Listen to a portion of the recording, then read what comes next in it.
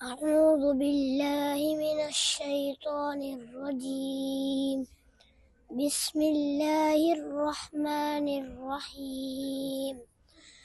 وضرب الله مثلا للذين آمنوا امرأة فرعون إذ قالت رب ابن لي عندك بيتا في الجنة ونجني من فرعون وعمله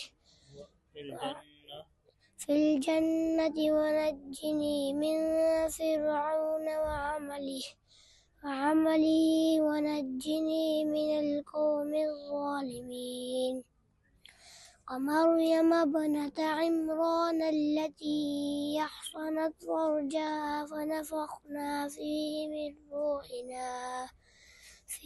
من روحنا وصدقت بكلمات ربها وكتبه وكانت من القانتين.